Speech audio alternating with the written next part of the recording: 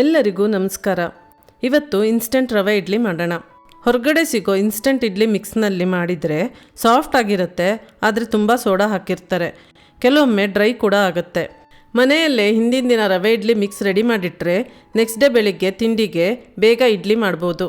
ನಾನಿಲ್ಲಿ ಮಾವಿನಕಾಯಿ ಚಟ್ನಿ ಹಾಗೆ ಚಟ್ನಿ ಪುಡಿ ಜೊತೆಗೆ ಸರ್ವ್ ಮಾಡ್ತಿದ್ದೀನಿ. ಬೇಕಾದರೆ ಬಾಂಬೆ ಸಾಗು ಅಥವಾ ತರಕಾರಿ ಸಾಗು ಜೊತೆಗೆ ಕೂಡ ಸರ್ವ್ ಮಾಡ್ಬೋದು. ನೋಡಿ, ಇಡ್ಲಿ ಎಷ್ಟು ಸಾಫ್ಟಾಗಿ ಫ್ಲಫಿಯಾಗಿ ಬಂದಿದೆ. ಬಾಣಲೆಗೆ 2 ಟೇಬಲ್ ಸ್ಪೂನ್ನಷ್ಟು ತುಪ್ಪ ಹಾಕಿ. ತುಪ್ಪ ಕರಗಿದ ಮೇಲೆ 2 ಟೀ ಸ್ಪೂನ್ನಷ್ಟು ಸಾಸಿವೆ ಹಾಕಿ. ಸಾಸಿವೆ ಸ್ವಲ್ಪ ಸಿಡಿದ ಮೇಲೆ 1 ಟೀ ಸ್ಪೂನ್ನಷ್ಟು ಉದ್ದಿನಬೇಳೆ, 2 ಟೀ ಸ್ಪೂನ್ನಷ್ಟು ಕಡಲೆಬೇಳೆ ಹಾಕಿ. ಉದ್ದಿನಬೇಳೆ ಮತ್ತು ಕಡಲೆಬೇಳೆನ ಸ್ವಲ್ಪ ಕೆಂಪಗಾಗೋಷ್ಟು ಹುರಿಬೇಕು. ಒಂದೇ ಸಲಕ್ಕೆ ತುಂಬ ಕೆಂಪಗೆ ಹುರಿಬೇಡಿ. ಈಗ 2 ಟೇಬಲ್ ಸ್ಪೂನ್ನಷ್ಟು ಗೋಡಂಬಿ ಚೂರುಗಳನ್ನು ಹಾಕಿ ಮಿಕ್ಸ್ ಮಾಡಿ. ಗೋಡಂಬಿ ಹುರಿಯುವಷ್ಟರಲ್ಲಿ ಕಡಲೆಬೇಳೆ ಹಾಗೆ ಉದ್ದಿನಬೇಳೆ ಕರೆಕ್ಟಾಗಿ ಹುರಿದಿರುತ್ತೆ.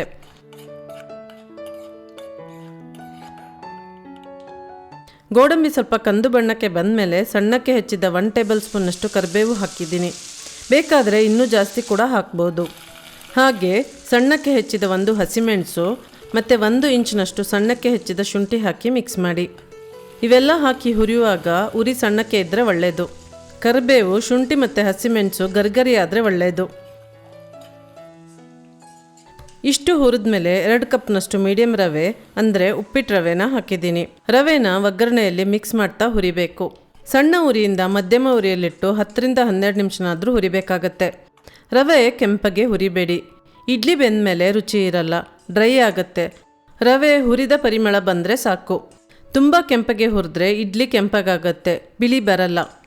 ಹಿಂದಿನ ದಿನ ರಾತ್ರಿ ಈ ಮಿಕ್ಸ್ ರೆಡಿ ಮಾಡಿಟ್ರೆ ನೆಕ್ಸ್ಟ್ ಡೇ ಬೆಳಿಗ್ಗೆ ಬೇಗ ತಿಂಡಿಗೆ ಮಾಡ್ಬೋದು. ಹಾಗೆ ಕರಿಬೇವು, ಶುಂಠಿ ಮತ್ತು ಹಸಿಮೆಣಸನ್ನು ಗರ್ಗರಿಯಾಗಿ ಹುರಿದು ರವೆನ ಹಾಕಿ ಹುರಿದು ಫುಲ್ ತಣ್ಣಗಾದ್ಮೇಲೆ ಏರ್ಟೈಟ್ ಬಾಕ್ಸ್ನಲ್ಲಿ ಹಾಕಿಟ್ರೆ 1 ತಿಂಗಳವರೆಗೂ ಇಟ್ಟು ಉಪಯೋಗಿಸ್ಬೋದು.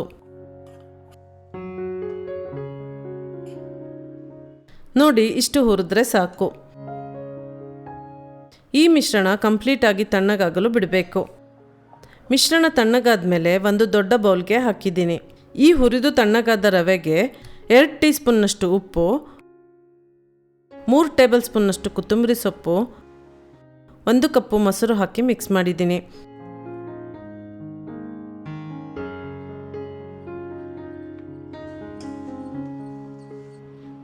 ಇದಕ್ಕೆ ಇನ್ನೂ ಮೊಸರು ಹಿಡಿಯುತ್ತೆ. ಮತ್ತೆ 1 ಕಪ್ನಷ್ಟು ಮೊಸರು ಹಾಕಿ ಮಿಕ್ಸ್ ಮಾಡಿದ್ದೀನಿ. ನಾನಿಲ್ಲಿ ಮನೆಯಲ್ಲೇ ಉಳಿದ ಮೊಸರಿನಲ್ಲೇ ಮಾಡ್ತಿದ್ದೀನಿ. ಜಾಸ್ತಿ ಮೊಸರು ಉಳಿದ್ರೆ ಕಲೆಕ್ಟ್ ಮಾಡಿ ಈ ರೀತಿ ರವೆ ಇಡ್ಲಿ ಮಾಡ್ತೀನಿ. ಮೊಸರು ವೇಸ್ಟ್ ಆಗಲ್ಲ. ರವೆ ಜೊತೆಗೆ ಮೊಸರು ಚೆನ್ನಾಗಿ ಮಿಕ್ಸ್ ಆಗಬೇಕು.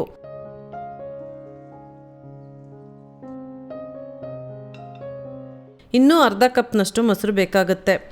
ರವೆ ನೆಂದ ಮೇಲೆ ಚೆನ್ನಾಗಿ ಮೊಸರು ಹೀರಿ ಗಟ್ಟಿಯಾಗತ್ತೆ.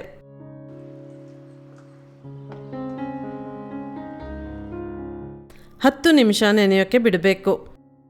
ರವೆ ನೆನೆಯೋಷ್ಟರಲ್ಲಿ ಇಡ್ಲಿ ಮೌಲ್ಡ್ಗೆ ಅಥವಾ ಪ್ಲೇಟ್ಗೆ ತುಪ್ಪ ಹಚ್ಚಿ ರೆಡಿ ಮಾಡೋಣ. ನಾನಿಲ್ಲಿ ಸ್ವಲ್ಪ ಡೀಪ್ ಇಡ್ಲಿ ತಟ್ಟೆನ ತೊಗೊಂಡಿದ್ದೀನಿ.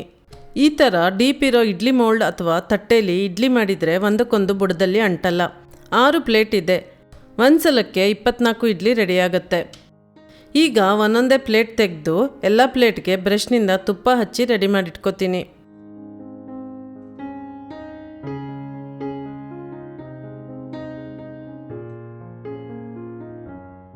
ನೋಡಿ, ರವೆ ಮೊಸರು ಹೀರಿ ಗಟ್ಟಿಯಾಗಿದೆ. ಸೊ ಅರ್ಧ ಕಪ್ನಷ್ಟು ನೀರು ಹಾಕಿ ಮಿಕ್ಸ್ ಮಾಡ್ತೀನಿ. ರವೆ ಇಡ್ಲಿ ಹಿಟ್ಟು ಈ ಹದದಲ್ಲಿ ಇರಬೇಕು. ಹಿಟ್ಟು ಇನ್ನೂ ನೀರಾದರೆ ಸೋಡಾ ಹಾಕಿ ಮಿಕ್ಸ್ ಮಾಡಿದ ಮೇಲೆ ಜಾಸ್ತಿ ನೀರಾಗುತ್ತೆ. ಹಾಗೆ ಇಡ್ಲಿ ಬೆಂದಮೇಲೆ ನೀರಿನಂಶ ಉಳಿಬೋದು. ಹಿಟ್ಟು ಈ ಹದಕ್ಕೆ ಬಂದಮೇಲೆ 1/4 ಟೀ ಸ್ಪೂನ್ನಷ್ಟು ಕುಕ್ಕಿಂಗ್ ಸೋಡಾ ಅಥವಾ ಬೇಕಿಂಗ್ ಸೋಡಾ ಹಾಕಿ ಮಿಕ್ಸ್ ಮಾಡಿ. ಕೆಲವೊಬ್ಬರು 1 ಬ್ಲೂ ಪ್ಯಾಕೆಟ್ ಈನೋನ ಹಾಕ್ತಾರೆ. ನಾನು ಯಾವತ್ತೂ ಟ್ರೈ ಮಾಡಿಲ್ಲ. ಸೋಡಾ ಮೊಸರಿನ ಜೊತೆ ರಿಯಾಕ್ಟ್ ಆಗಿ ಹಿಟ್ಟು ಹಗುರ ಆಗುತ್ತೆ. ಇನ್ಸ್ಟೆಂಟ್ ರವೆ ಇಡ್ಲಿಗೆ ಸೋಡಾ ಹಾಕಲೇಬೇಕು. ಇಲ್ಲಾಂದರೆ ಸಾಫ್ಟಾಗಿ ಫ್ಲಫಿಯಾಗಿ ಬರಲ್ಲ, ಗಟ್ಟಿಯಾಗತ್ತೆ. ಯಾಕಂದರೆ ಹುಳಿ ಅಥವಾ ಫರ್ಮೆಂಟ್ ಆಗಿರಲ್ಲ. ಈಗ ಹಿಟ್ಟನ್ನು ಇಡ್ಲಿ ತಟ್ಟೆಗೆ ಹಾಕಿ ಒಂದೊಂದು ಮೌಲ್ಡ್ನಲ್ಲೂ 3/4 ತುಂಬುವಷ್ಟು ಹಾಕಿದರೆ ಸಾಕು. ಇಡ್ಲಿ ಬೆಂದ ಮೇಲೆ ಉಬ್ಬೋದ್ರಿಂದ ಇಷ್ಟೇ ಹಾಕಿ, ಇಲ್ಲಾಂದರೆ ಮೇಲಿರೋ ತಟ್ಟೆಗೆ ಅಂಟತ್ತೆ.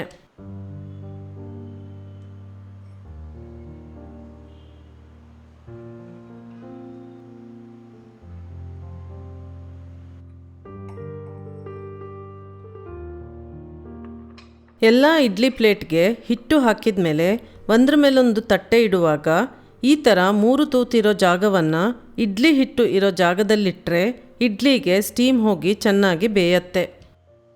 ಅದೇ ರೀತಿಲಿ ಎಲ್ಲ ಪ್ಲೇಟ್ಗಳನ್ನು ಇಟ್ಟು ಸ್ಕ್ರೂ ಹಾಕಿ. ಇಡ್ಲಿ ಬೇಯಿಸೋ ಪಾತ್ರೆ ಬುಡಕ್ಕೆ ನೀರು ಹಾಕಿ.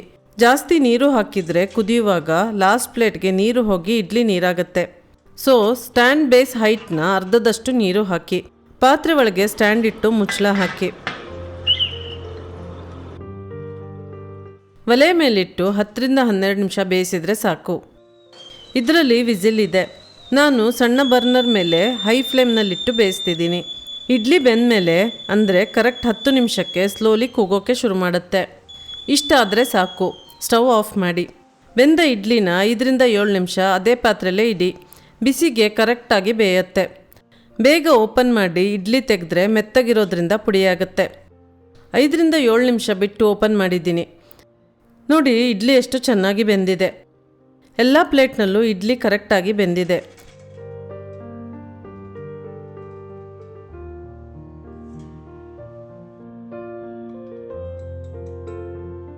ಚೂರು ಸ್ಟೀಮ್ ಇಡ್ಲಿ ಮೇಲೆ ಬಿದ್ದಿಲ್ಲ. ಹಾಗೆ ತುಂಬ ಹೊತ್ತು ಇಡ್ಲಿನ ಪ್ಲೇಟ್ನಲ್ಲೇ ಇಟ್ಟರೆ ಸೈಡ್ಗೆ ಎಲ್ಲ ಗಟ್ಟಿಯಾಗುತ್ತೆ.